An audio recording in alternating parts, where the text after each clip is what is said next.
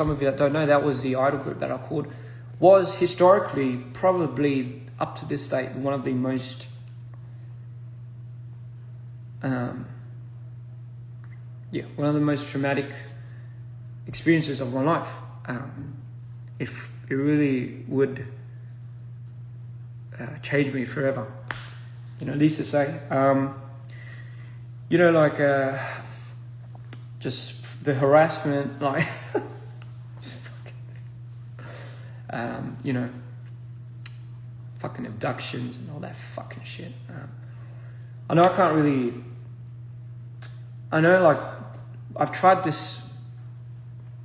do this interview with Dre, but I had to be, like, there are things I can't say, just for not even my safety, but for others. But fucking hell,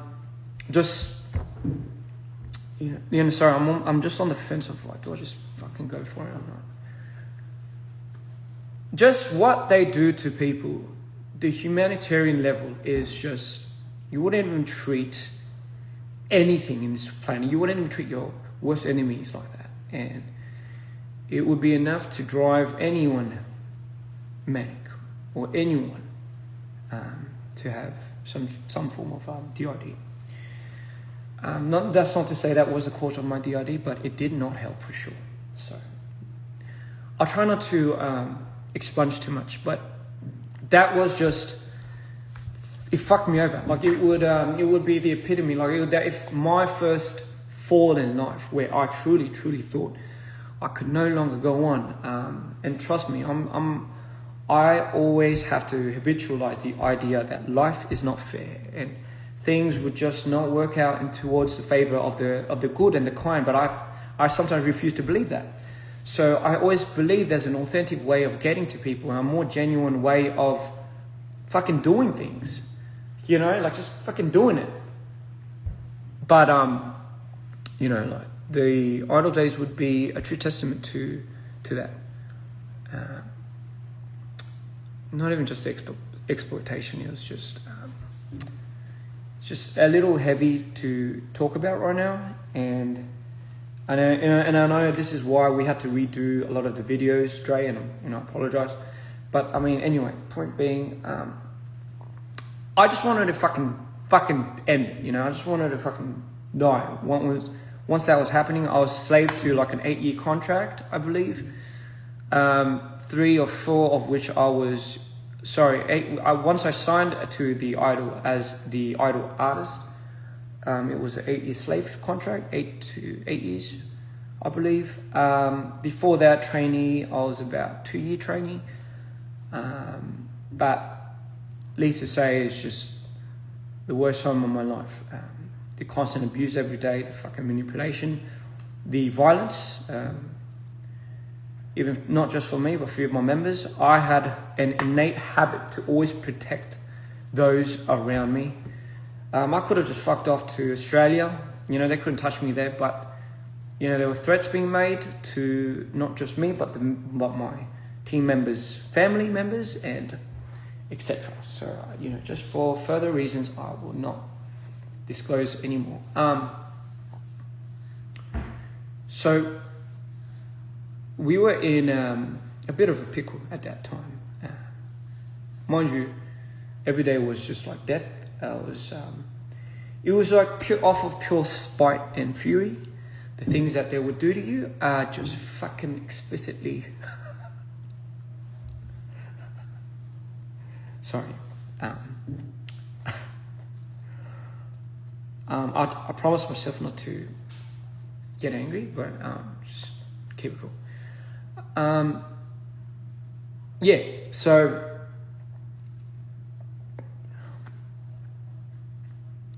it took a lot just to get over that moment, and when I did, it was more like it was more of a escape than things being resolved. And I'm sure in today's day and age, even like just how the industry really works, especially not towards the favor of a lot of the idols. The company really has them by everyone by the fucking balls. So, our generation, was not any different. And at that period of time, there was no real cause and push for social media and influences and stuff like that. So, you know, we were pretty much held quiet. Anyway, so 8 of which we've only done about 2 to 3 years, and before that, after that, my CEO died, and by that time I had went through too many things to the point where I felt like I couldn't return to myself. I still remember, I think that was when I could not believe when I blacked out. That's when I started blacking out, ladies and gentlemen. Before that, it was not too bad, but then after those experiences, I started experiencing a lot of my blackouts. I'll say blackouts in long interval periods of times where I'll just switch. So coping with that was just a whole nother beast, but I knew for me to survive, I just couldn't conform to the level that I thought those scums could get to. I didn't know I could get that destructive, and not just me, but I did not know I would want to be that destructive to people. I just never thought I had it in me, really. So, you know, life was luckily there to take me out of those moments. And so I promised myself that day and going forward, that DPR would be the emblem and be the fucking sign to absolutely going against, number one, the system, which I fucking hated. And number two, most importantly, I felt like I needed to live. So my gauge was pulled back to the very existence of where I thought I just could not come back from. And I was on the verge of just ending it all, really. And, you know, life pulled me back in, and I was like, hey, are we going to do this or not? Like, are we going to go hard at this movement? And I was like, yeah, you know what? I was like, you know what? Fuck it. No matter how beat and no matter how hard it's going to be, you know, I truly think that I need to keep my promise, keep my responsibilities, and just fucking have a hack at life, really. So DPR was my salvation, ladies and gentlemen. It was the very thing that kept me here in this world. And that would be the start of me finding these people. Like Scott, I remember I didn't really click off with him at first, but I remember he just was broken. Like, this dude just needed somewhere to belong, and you know, he was on the cusp of going back to the States, but I knew he didn't want to, and I knew he was struggling to find a place of his own. So my reach to him kind of felt like, hey man, like, I want you to feel like you deserve something. I want to do this with you. And likewise, we had like all these other people that I brought in at that period of time. One of which would be my secretary, which I would later disclose why that's such an important information. Where do I begin? Because I was held to a contract at that time, which disallowed me to continue any further promotion as an artist or put my name in any type of trademark or any type of form of media, I found a loophole where it was like, do I just make an alias? And obviously it's just, as long as I don't promote under a certain type of label, I'm still allowed to make money from other forms, other fucking mediums.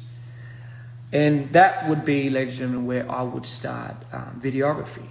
Mind you, before that, when our team was struggling, I had to be the contents and media team for my company, and I didn't get paid for that. We were in debt. Apparently, I was in debt. I'm like this shit. I was in debt for about 700K, I believe.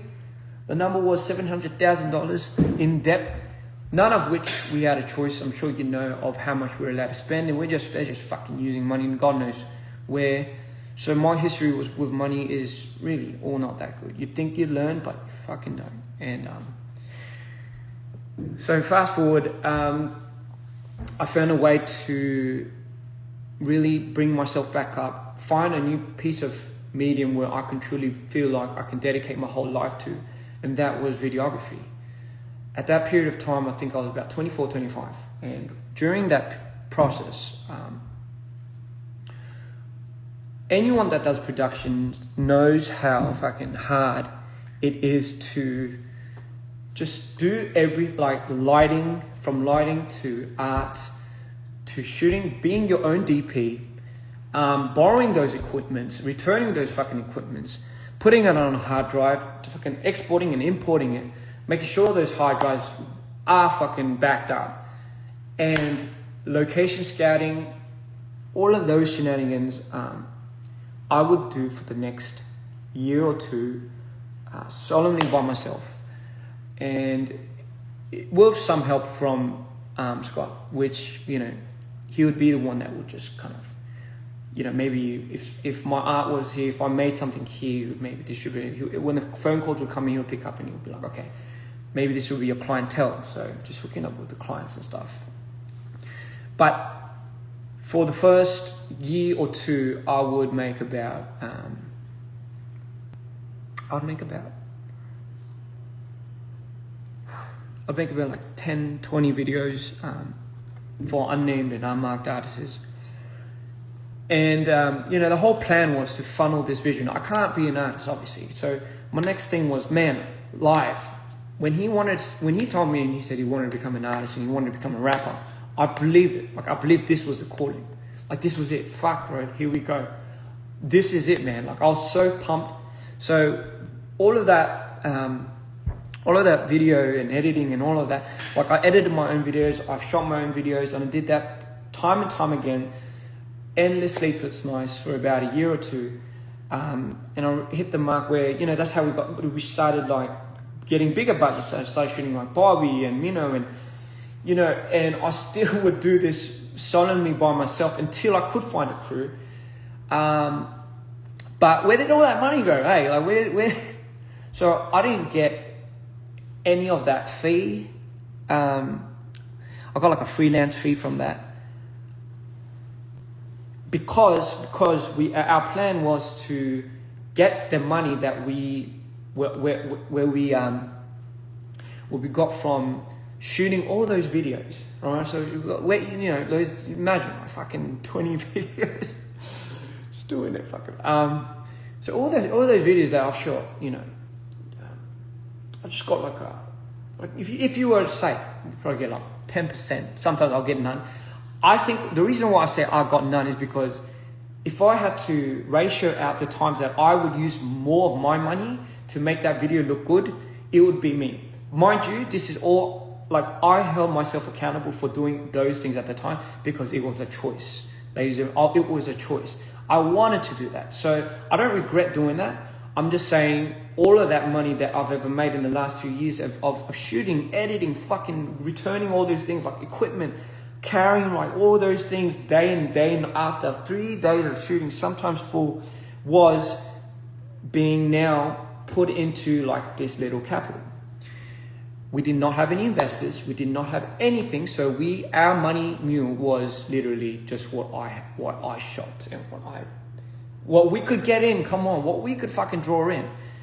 And, you know, everyone was playing that part at that time. With Live was making his music, and, you know, like when I heard Live's first track, like Till I Die and all of that, I'm like, bro, this is it. Like this is like the golden calling, man. Like, bro, I just knew it. Like this song at that specific moment in time, like no one was doing it. No one was doing it like him. Like no one was talking about real shit. Everyone was struggling. Like everyone. When I see Tarbin, I was like, man, I gotta help this guy. It doesn't matter if I'm struggling. I gotta help this brother, because just if I didn't, I just felt like there's just no other means of going by. Don't even ask me why. So I didn't care if all of that money that I ever like worked to get, like if that money was being now transferred into investing into Tarbin's first album, right? Then bro, that would be the place to put all your money into. We went fucking all in. We put all of that work, all of that money into Tarbin. And thank the Lord we did that, because for me, that was the only thing that kind of kept me up on my feet. Like, it was worth it. Like, don't get me wrong. Like, for me, that was the pinnacle of why I was doing it. It really was. It really was the pinnacle of why I needed this to happen. And, like, I was thankful to Scott. I was thankful to Chumble. I was thankful to Life. I was thankful to Cream. At that period of time, like, these boys were the boys that kind of ended up at that last big, at the scene of, like, now from here, guys, we have to now hold hands and let's go in. All right. The thing is, like, I don't even fucking know, like, to be honest now, knowing what the situation has happened, like, I don't even know how much money Scott would have taken or something. I don't even know at that period of time if that thing would have fucking started. But again, just so to speak, it's just, that was in my 24s or 25s. And listen, I was happy to do all of that. And from those efforts, not just from me, but from others, we would go on to make Coming to You Live, the first album, without any investors. If anyone really helped me with the financial aspect, it was my mum. I'll fucking borrow. So sorry for borrowing money from my mum, but it would be my mum. Like, I'll borrow money from my mum, and my mum would pretty much funnel whether it be my software, my equipment. So, she would be that, she'll be the number one investor for me then, I guess. But again, without that, I don't think anyone in the team really understands at that period in time how crucial it was for me to get the connections that I got, for me to understand how the whole industry worked on this end. And through that, I was able to appreciate how much people were working on the back ends, especially for production. Fuck, these guys do this and they go unnoticed. Fuck, how much you guys are doing here? Like, oh my God, and you guys got unnoticed. Fuck. And for me, it was so important to highlight what people were doing around for others, as opposed to what I was doing for anybody else. Like, for me, if I need to validate that for everyone, especially for the team that I'm on, what the fuck is the point of me doing this? Like, why is it so important for me to validate something that I don't really even need securing for? It comes from a genuine place. It's like sacrificing. Like, if I was to really, really perpetuate the meaning of sacrifice, it's like, I will do something for you, and you not knowing that forever till you die, I'm cool with that. That's the whole point. If I wanted you to know it, I don't think that's a sacrifice. I'm just going off on a tangent. But anyway, with that being said, that's how we went to C2IL. People thought we were like the sons of Samsung or something, because we came out with 6 videos just fucking ramming with all these features. And these songs were just phenomenal. Like, his album was just something that, like, we've just never seen on the scene. But we've never also seen a production come out of an independent underground label such as us. So they just immediately went to the conclusion, these guys are like the sons of these, like, big investors, big companies, big money. And they're just using the money off of their parents and stuff. Because where are they getting the funding?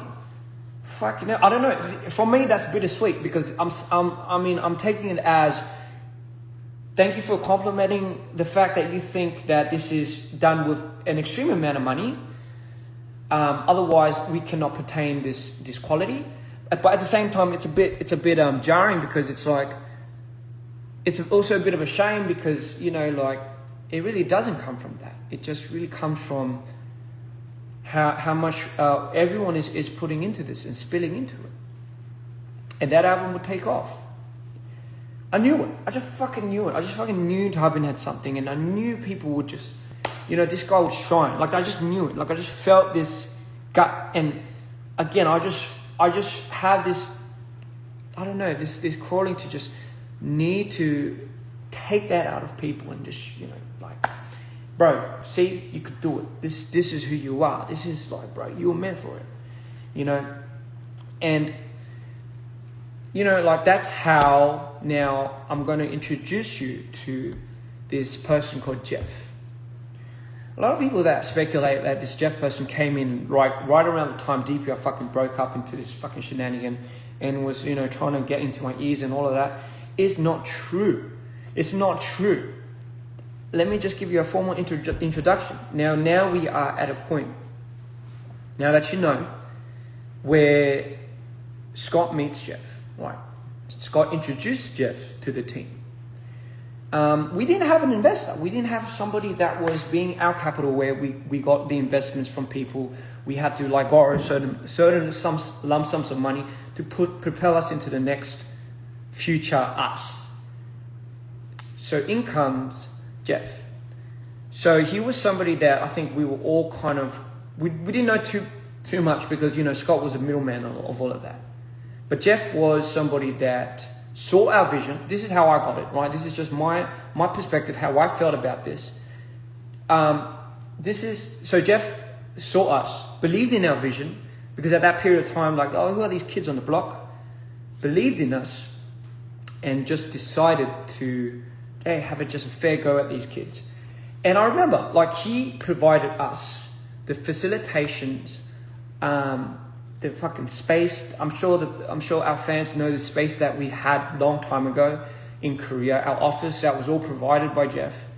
He would provide us with new equipment, new materials, new mic, new cameras, all of those things to pretty much fund, I guess you could say, the next thing.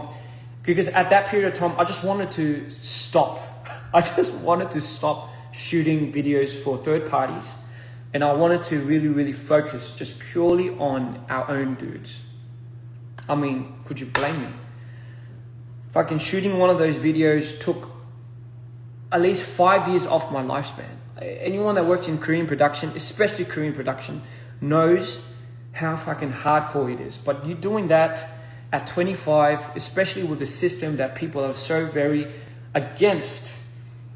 It has an ingrained hierarchical system where they see somebody such as that, a figure that's like 25 and like, you're the director, and you're just having to constantly fight for every single fucking thing you have to do and prove to yourself is another maniacal war that I just thought I would not get into.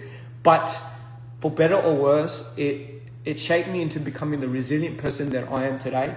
And I'm truly, truly, truly blessed for those experiences and those moments that would shape me into the person I am today. So with that being said, did I want to do that constantly for other artists and other companies? No. I've wanted to focus on tapping. Like, I wanted to focus on our dudes. Like, it didn't mean anything to me at the end of the day. I was doing that so we can make money, right? None of which, obviously, I was pocketing. I just needed to know that was where our income was coming from, so we can go to dudes that we actually believed in and we loved. In comes Jeff, and he gives me this. Okay, just personally gives me the space to let that down. That's a huge part. This is something that, again, like, I don't expect any of our other team members to understand. But fuck, if I couldn't let that down, I couldn't go on further doing the things that I had to do. Shooting, renting, fucking lighting, arting, and fucking editing day and night. I did not want to become the world's greatest director. I just needed this tool, and I needed to believe that I could believe in this tool to help our vision on what we wanted to do. People had a choice. People wanted to become the artist. People wanted to become the management. They wanted that. They had the role to fulfill, and they fulfilled it. Now, what you guys say about what you do and how much you do, it's like, it's all fine.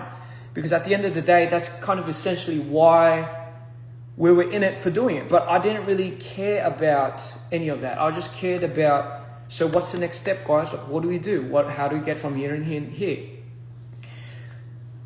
And mind you, like when Jeff came in, his first project with us was Jasmine, right? I was trying to find all these ways to make money, like save cost, but have the video look good. That in itself is something that I try to garner towards in terms of like, there must be a more efficient way of doing things production-wise. Any director, anyone that's in videography would be attuned to these thoughts as well, because it's like, man, if I could get away with this type of quality with that type of camera, fuck, we can easily make this into a higher quality production video, and hence Her was born. Mind you, up to that period of time as well, I was also part of the song making process. I was part of the creative conceptualizing the creative aspect of it, and obviously the whole video and imagery and all of that and editing and all of that. I did that. Right? I did that for the most part. So just so people understand, if you're new here, this is just what I do. And everyone did their own part. Like Kareem did a shit ton of it for the production. Tarbin, went on with his making his song. He was the main artist. He was like the dude. He was the face of DPR, the representation of what people would see. Scott would be I guess you could call the management, where he would do the PRs and and not even just, we did A&R all together, to be fair, but we didn't really have like a good PR agent. We didn't really have a good, so it was, to be fair, it was just a lot of organic growing, as you could say. Right. Okay, fine. So just to give you an idea of where we were at now. Her, that's the album. So Jeff is the investor to funding all of that. Mind you, this person was somebody that we couldn't really get close or in touch with because Scott was in the way. But let alone if he was someone that was shady later in the investigation of what was to happen, we could have all easily just ordered everything. Like if he didn't hand this amount of money, we had everyone just ordered everything. But that's not for this conversation right now. I'll get back to that. The reason why I say this is because he's now like out in the public and being accused of such and such and such. Let me just give you context to now where we're going. So her album happens. Mind you, I'm still not getting paid. Like I'm still getting paid a freelance fee. In my mind, I'm thinking, okay, like we're going up, we're succeeding. Everyone seems to be, something's happening. Something seems to be working. We went on our tour, our first tour, but something seems to be happening because I feel like for some reason we're just going up. We're just going up. Did I expect anyone to be making money? No, I didn't. I was that stupid. I was that naive. Like, did I ever think? Would you ever question like? With the people that you have, would you ever question like, oh yeah, with the history that we have, that somebody later on would be distributing money in the most unfair way? No, because in your mind you'd be like, okay then, but who would do that? Who would be dumb enough to fucking go there? Who would be fucking stupid enough to do that? Because they know once somebody finds out, wouldn't that mean the end of it? Wouldn't that jeopardize everything? Like, would you be willing to put that at risk? Like, really? Like, after knowing everything that we've been doing, like, really? So I had no reason to suspect, even at that time. I just thought no one was making money. I was still, during that period of time, I could only make money if we did projects. That was the freelance fee. Mind you, part of the big reason why we never really discussed the ownership, I guess you could say, of DPR was because everyone knew that I had to be a big portion of the ownership of DPR. But at that period of time, I wanted to be careful because I was still, mind you, I was still under another contract, which might have deferred me into maybe fucking something up here. So I just wanted to make sure until my 8 years of that slave contract was up and fucking ready, that only then I would be in the talks of becoming ownership of DPR. I was cool with that. To be honest, I don't even fucking care about that. But fucking hell. Anyway, sorry. Sorry, calm down.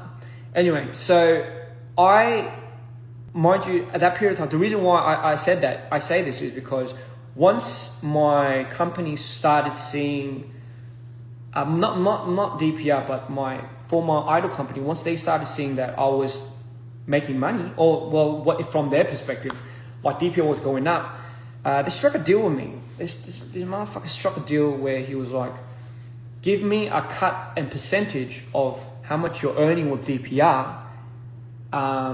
In return, I will probably find a way to shorten your contract sentence. Like your, he was bargaining with me. The audacity. Sorry, it's just my day-to-day. Fucking hell. And that was the reason why, because I know they were onto me. So I did not want to give any type of leeway into having a possibility that could fuck up and be a liability to our future state. So that is initially why I think we were cool with just kind of having Scott as the placeholder. We did not give any meaning otherwise to that, and we all agreed. That's how we all knew it. I mean, you know, I don't know if that was his fucking way of tricking us, but fucking hell, we all believe it. Like, that was just a name on paper. You guys got to understand, the reason why I say context is so important is because our structure, DPR structure, is one like none other that I've ever seen. So you can't really even formulate a blueprint for this. Because I'll be honest, the person that is really getting freaking screwed here is me. Like, I'm already, like, the system, someone like me, I know it's already rigged for someone like me. Like, I already know it's fucking rigged to someone like me. To me, I'm like a fucking gold mine to somebody that could do this and this and this and this and this, but not get paid for this and this and this and this. Anyway, point being, I just had to make this clear because, again, where I'm trying to go to is, all right, so if Tarbin stops at any period of time, like if it just stops, like, oh bro, I can't make music anymore, the money flow stops. Meaning not just the money flow, jobs. Like we all about 15 of us at the studio, like, what do we do now? That's when I decided to make Instagram TVs. I'm sure, again, for my OG fans and stuff, I know you guys know what I'm talking about. I had to find another means of making videos. So when, you know, our artist got into an artist block or a slump, as they say, we had to find means of trying to keep funneling some type of cash flow. This stress would be always on my mind. Like because again, like I can only make videos off of one-offs, right? I can only assume that nobody's making any money because fuck, if I'm getting this much, like I'm just imagining how much everyone else is getting. Like it's just jack shit. At that period of time, Scott was living with his mum and dad. I believe everyone else was renting. So for us to be able to pay rent and still strive and still pull off the qualities that we have to do and put our own fucking monies into it, like it was a day to day. Like I did that I did that since C Clown. I mean, you know, how much more is it going to hurt me now? If anything, this was healing me day by day because I was finally being able to do the things I wanted to do with the people that I loved and with the people that I believed in. That was everything for me, everything. And so I turned a blind eye, you know, and mind you, I'm not somebody that's so into finance and so into like money. I hate making it about that. I understand the importance of it because it's important for other people and they value it like that. And because they value it like that, and if they're part of your team, you should also be acquainted to caring for that. I understand that now. I understand that. However, for me, I'm just someone that needs money in order for me to just put it back in to do bigger things. That's just the reason why I see it. And even till this day, when I started doing those Instagram TVs, that's how we would land a lot of the commercials. Like that's how we got, like a lot of the sports commercials, sports brands that would contact us and be like, we wanna work with you for videos like this. You know, we want to work with, we want a video like this. And that's how we would start shooting commercials. And that also would be like a form of money and branding that we can get in terms of investments. Fucking hell. Now, like, it wasn't all sunshine and butterflies. During that period of time, I was going through my most maniacal fucking period. Because I was having to deal with my bipolar and my depression and my switches from what C-Clan had done to me, and I was still not being able to process it during these periods of times. So I devoted myself and everything that I had into the work, because for me it was a means of survival. If I did not, if I had even just looked under the rug in which I swept all the shit under, I knew it would fuck me up. And I made a promise I'll never go back there. I'll never be the person that I was when that had happened to me. I solemnly promised me and my brothers and my family, just fucking keep going, you know, just keep it going. You got this. So there were periods of time where we would experience I guess you could say, a financial loss, for example. Like, for example, Is Anybody Out There for Tybin's album was something that we took a huge financial hit to. You know, I thought, man, if we kept doing production like this, or if we kept doing stuff like that, it would be something that I thought we could still be able to process. But once we took a hit after like a long period of time, it was so hard on Tybin. It was so hard on Scott. It was so hard on me. It was also so hard on Jeff. Because I was there and I saw all of that. Like that was the first time I saw Jeff. And honestly, that was the first time I kind of got to know him a little more, because, you know, like I thought, fuck, like what's happening with all the money behind the back? Like, is this guy like, because I was very attuned and very sensitive to not wanting to really disappoint a lot of the people that believed in us. But at that period of time, I knew this guy was like losing so much money because of how much, so he had to, like Jeff had to go out and convince these big heads to reinvest in us, right? Even when we were at a deficit of like just such a big financial loss, and part of that I've always blamed myself because of just the amount of money absurd amount of money that I think I use in some of the videos.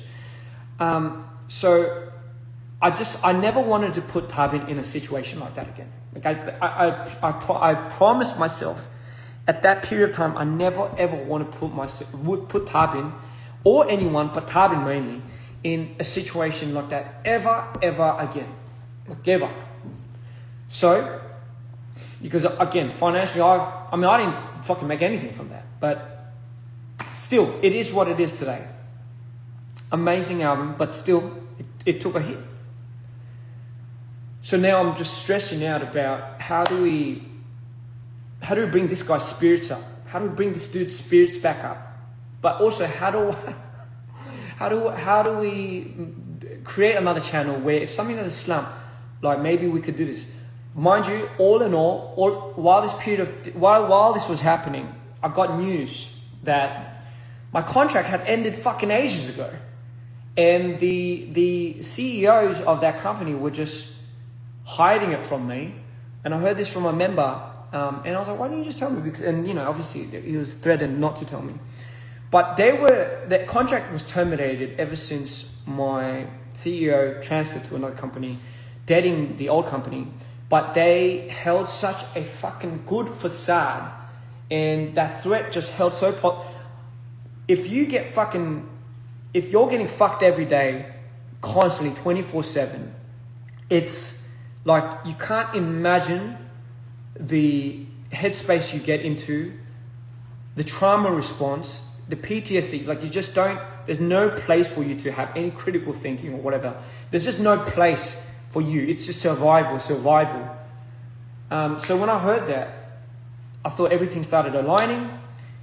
And my first decision and first thought was like, okay, it wasn't like, oh yes, let's have a conversation about revisiting like the shares and everything for DPR.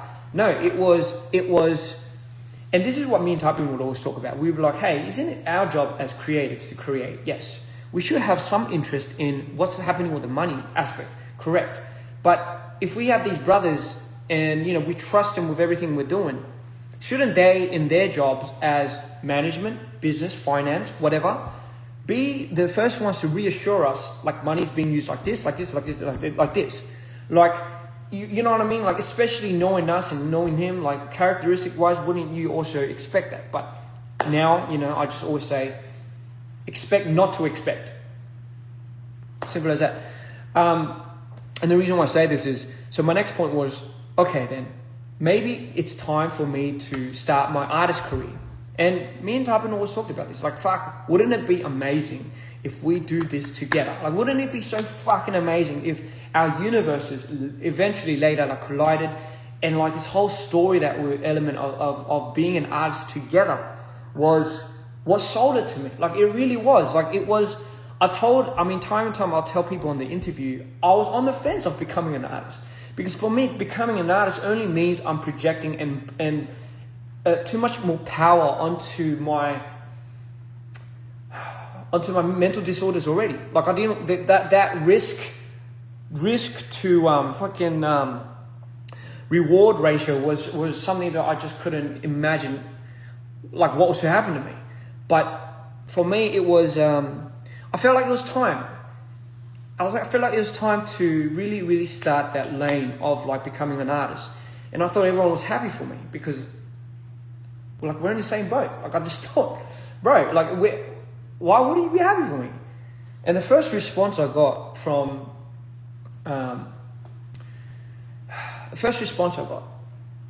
Scott was, no, you can't. And I'm like, oh, what? So who else would be able to do the videos and all that? And I'm like, don't you think I can take care of that? If I was already part of this, part of that, part of this, made that, made this, do you not think I could do another lane while protecting this? Do you not think I've ever thought about that? But besides the fact of that, why are you saying no to it? And I still remember. And he was like, no, because he thinks he can't control me. He thinks if it worked in any way or shape or form, that I was going to be too hard to control in the future. And I don't know why, like, what? I mean, why would you want to control me? And obviously those moments were the moments where all these red flags started happening. You got to understand, before all of this, like, I see a lot of sides to Scott where Scott only shows to the team. And I see a lot of sides where sometimes I see where it's like a very soft, empathetic side. That side I try to nurture, that side I try to help. And for me, I've always set it up as a challenge for me to really, really help this dude. Like, I just really wanted this guy to be able to not put up a facade of like a strong fucking butt hurt, like fucking, like so like insecure dude that just has to go around getting some validation. I feel like, bro, you can drop it. Because the dude you are is a decent dude. Like, why do you have to keep doing that? Because somebody has to be the bad guy, he would say. I'm like, I get the logic, but we're not being bad. Like, no one's slacking off. Everyone's going in. Like, if you keep projecting that, how would that make Live feel? How would that make Cream feel? How would that make Chunyong feel? And because of those moments, it would propel us into these like complex thoughts of like, fuck, okay, let's just understand this guy. Let's just fucking, bat and like, bro, let's just put it down. Let's just put it down for this dude, But fuck, you don't want me to become an artist? And I still remember, I'm like, if you told me that you wanted to become anything, all of a sudden I was like, Scott, if you told me and you just, let's say you wanted to become like a chef. Just randomly. Oh, you know what, Leo, I can't do DPR, I want to become a chef. My first response to you would be, fucking good for you, man. Let's find a way where we can make that happen. That would have been my first response. It would have been like, oh my God, like what, like, sorry if I'm getting too heated. But that's what I lived with. That's like, you do all of that for these, you're doing all of this for these people, and you know your social life's not there. You're blacking out every day, every night, every now and then at home, not understanding what you're blacking out to, and you know, you think deep down everyone's not getting a piece of the pie, and everyone's putting their money. The reason why I thought no one was getting a piece of the pie was because, as any entrepreneur, everyone just has to invest initially. And as the people that were leading it, I just thought, we can make money later, but we have to put in more to retract that, to get that back later anyway. So it's not really that important. It's about how this guy looks, as opposed to oh, let's skim out on this, and you know, let's like settle for this. Like you can always find ways to make money, but you can never ever find ways to rebuy certain experiences and certain moments. Like those are just everlasting, and those are just timeless. They are things that pass after a certain time. Time is like that in general. Everything that passes will never come back. So for me, it was just more important to reinvest into moments where I knew would be historically just there forever, permanently, as opposed to like, oh yeah, let's just have the money later on and just use it then. It just didn't make sense to me. So I just thought, okay, everyone was fucking pouring their pockets out. No one was really making anything from this. Because everyone would just be complaining about how much money they're not really making. Everyone was struggling. Cream had to sell his car at one point.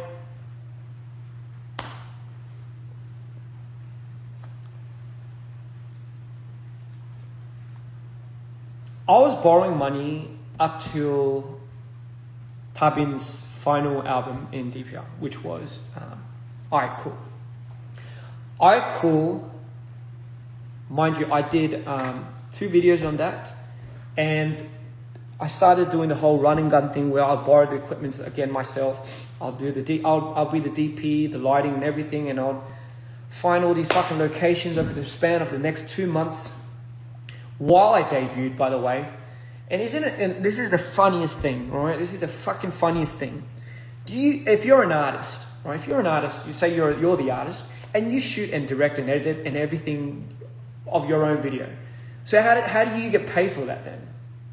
How do you is that a separate thing? Like if you're under an artist contract and every money that you invest into your artistry is going to be, let's say, unless it's a ridiculous amount, but like, let's say you invested in it, and obviously that's the debt you make. Unless you could fucking start knocking it off with your streams and stuff, you're not going to see any way or means of making any money back, especially. And then what about the whole editing fee? What about the whole VFX fee, the color grading fee, the director's fee? Shouldn't that be all separate? In a perfect world, that would have been so fucking amazing. Why wasn't that conversation ever brought up? I don't fucking know.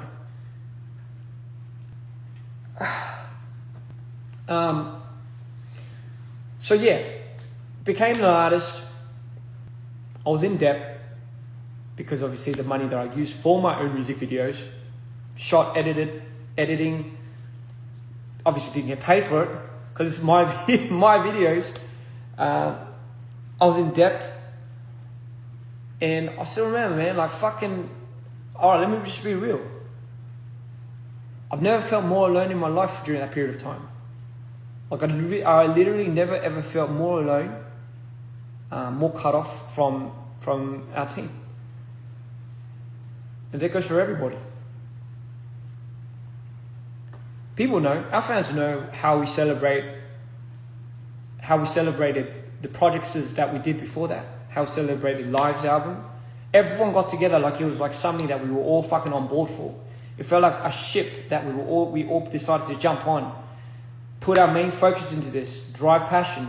And I get it, times were different back then, but still, it felt like everyone wished the best for me, but didn't at the same time. And I still remember, like, it was like one of the most depressing releases. I was struggling mental health wise, trying to figure out who the fuck this character was. that has been with me all my life. So, you know, look, I started feeling the disparity, I guess you could say, from my peers around me. I guess it was just something that I never really could explain, but it felt like I was just doing it all by myself. And I still remember, like, I told a few of us, you know, I told a few of you guys, I was like, man, like, what if I was so alone doing this? Like, I wish I could have you guys more present. And they're like, you know, but we don't know how to help you. And it's like, I get it, but it wasn't like help or advice that I was seeking. It was just connection and company, really. That's really what I was looking for. But it's I guess it was such a foreign thing because, you know, we were just a group of guys that, you know, really didn't really express too much to each other. It was all kind of really said and done. Everyone had their own agendas, and I guess it was just something that I'd never really thought was a big thing until I guess it became an artist. And I was like, oh fuck, I hope I'm not like stepping on Tarbin's toes. And that's just a thought that I never thought I would have.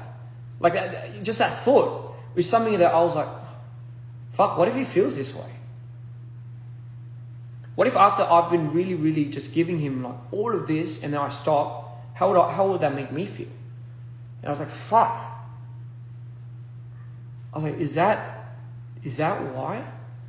And from then on, because again, like the feelings that I got from all these things, I was like, man, I can't really have something truly that I think I want without kind of mingling in a lot of people's minds. And I started going there. I started thinking about that. And it'll just be an automatic response. I hope you guys understand the relationship that me and Life have is such like where I will see him and I would imagine like, for me it's, I need to protect this dude. I need to make sure this guy's good. I just need to make sure like this guy's like happy first and foremost. That's just more important to me. And this guy's all right. So maybe like I was like, oh fuck, am I tripping out? If I did this, I'm like, oh my god, if this guy feels some certain type of way, like because in my mind I just thought that was just another world that probably could have happened. Again, this is just my personal thoughts. I'm not saying that he was like that. I'm just saying this as just my thoughts and the way I kind of started developing my mind. And then, you know, like obviously then the after I call,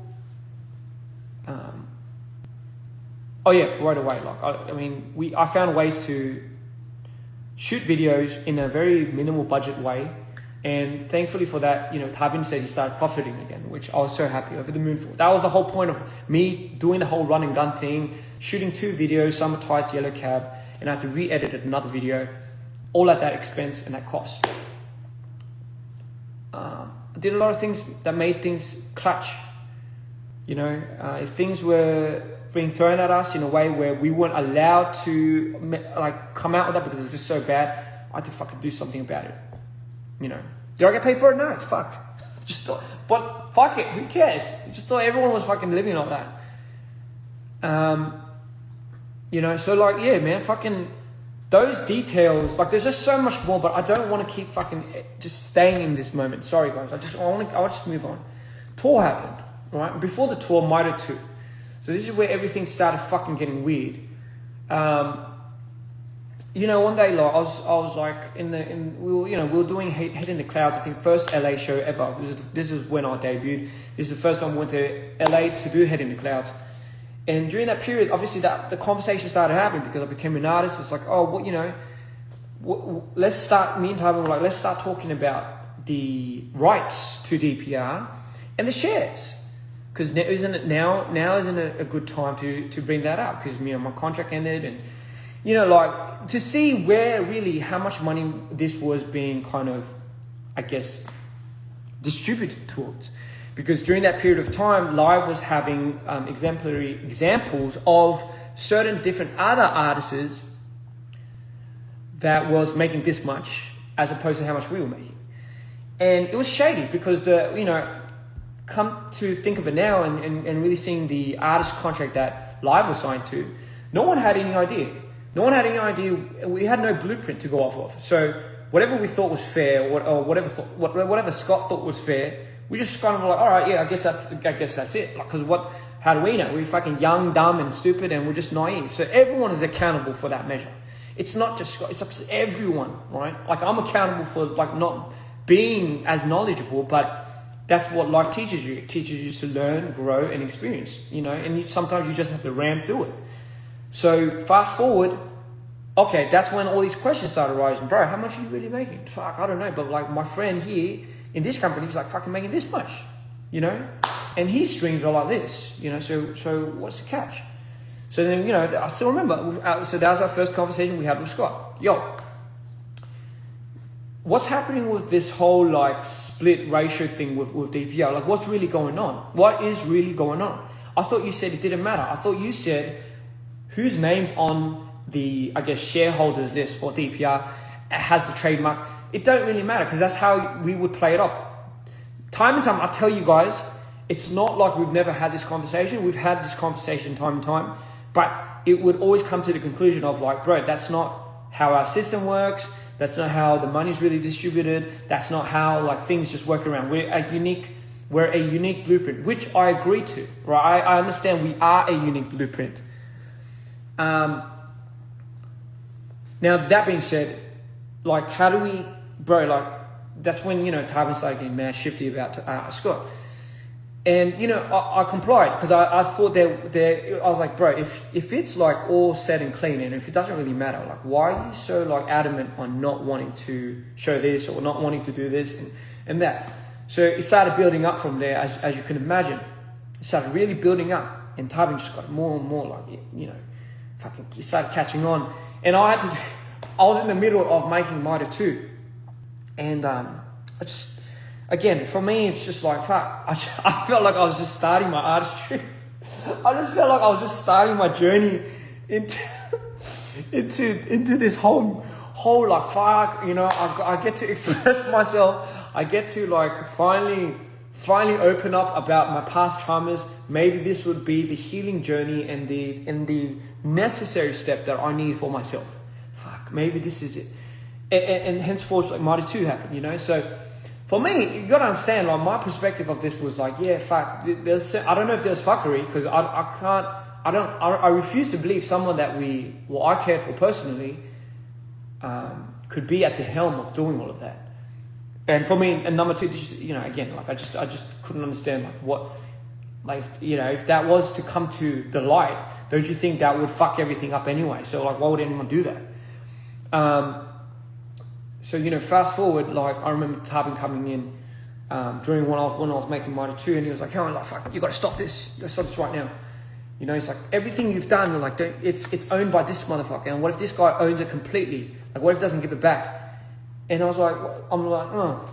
Like, I've never really thought of it like that. Like, I've never really thought about somebody else owning certain trademarks or something and running off with that. And I understand the importance of that for every artist, because you, as an artist, if you contribute and you dedicate your whole life's purpose into making something, you would need the rights to that. And obviously that, in these days, today's day and age, is masters.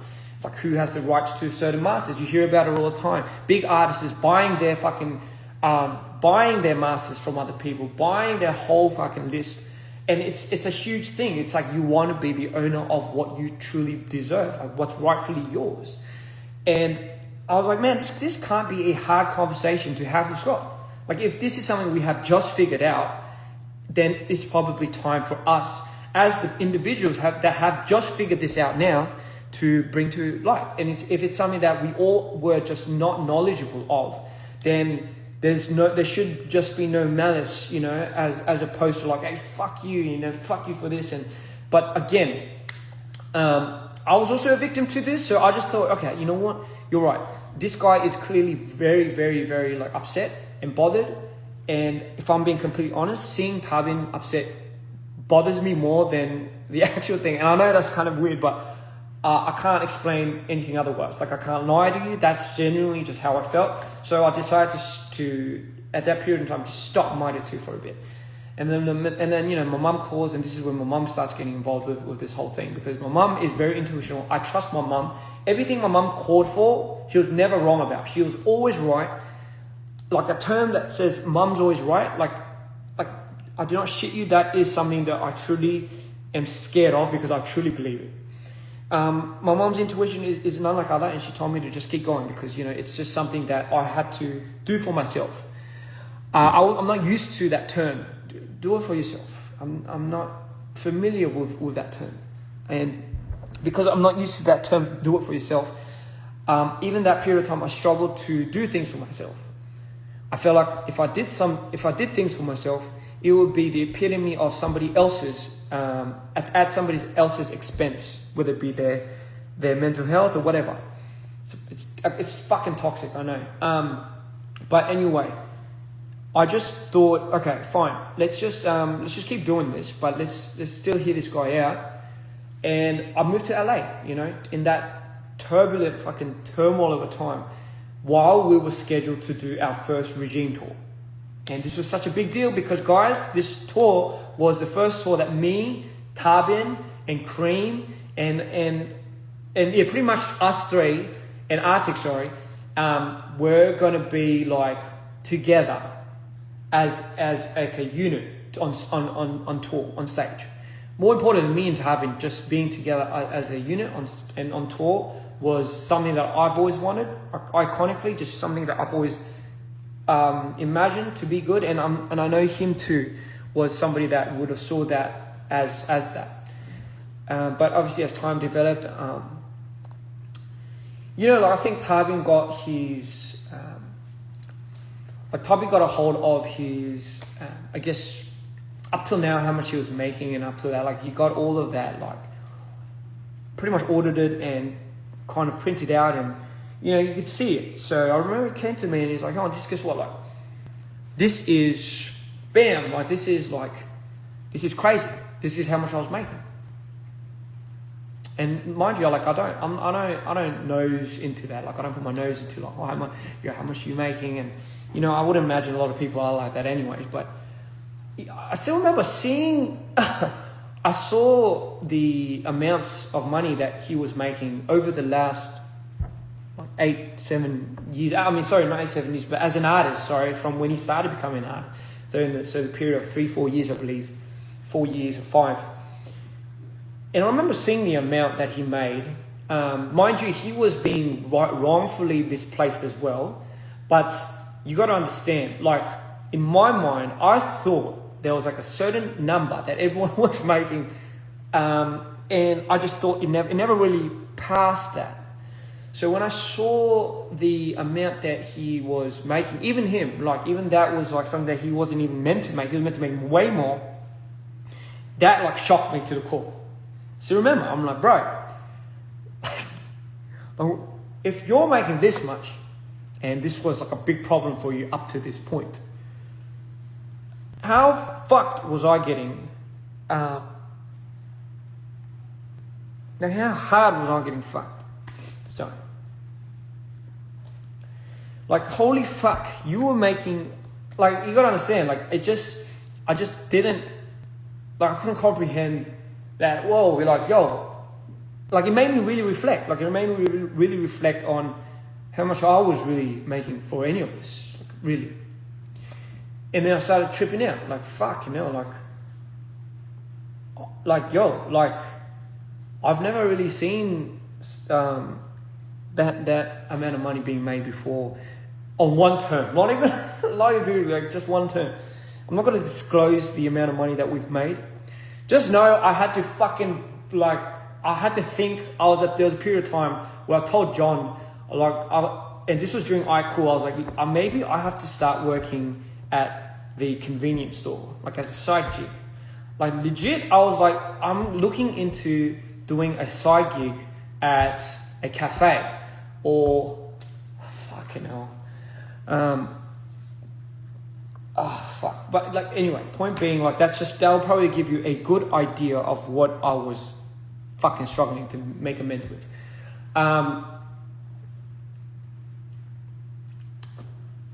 And you know, like, just seeing that, I guess, kind of really started opening these doors to my mind where I just thought would never lead me to my salvation.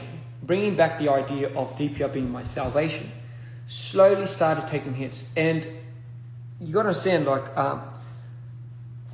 my idea and identity built on this whole idea of believing in a team and believing in the people that I love.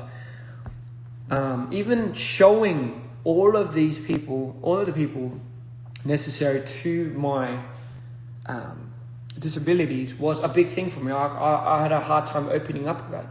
Scott was one of the few, if not the first person that I've ever opened my switches to.